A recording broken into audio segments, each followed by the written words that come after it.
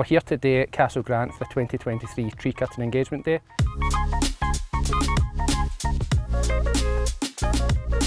There's over 100 people here. We've got tree cutters, we've got surveyors, field managers, team managers, the performance managers.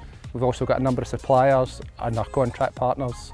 We've got a range of different stations for people to learn new skills, see some new machinery, speak to some of the suppliers, and probably most importantly to meet up with everyone and engage. Very enjoyable.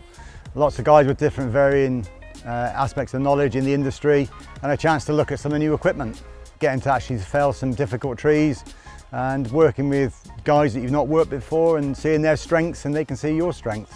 I was at a health check earlier on, and I think it was a great thing. I think everyone, once they get to a certain point in life, it's worth getting a check out. I think if there is anything underlying there, it's always great to get it picked up.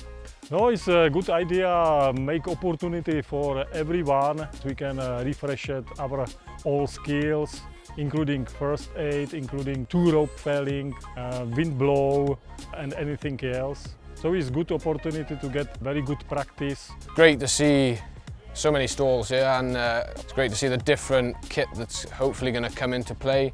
A lot of innovation going on with how to make our job a little bit easier, less strenuous on the body. Obviously we work in some remote areas, variety of different aspects from the forestry side of things, harvesting, to us as distribution, cutting, in people's gardens, and how we can make that job easier and more efficient. I found it really good. I'm still quite new to the industry, so I'm always picking things up. And there was also a couple of guys there that were putting out a few pointers to me as well. So yeah, I think it was really beneficial. Even though some of that stuff you might do day to day, some other people have maybe not experienced that. So for myself, I'm going to gain quite a lot out of this, and I've thoroughly enjoyed it up until this point and looking forward to tomorrow.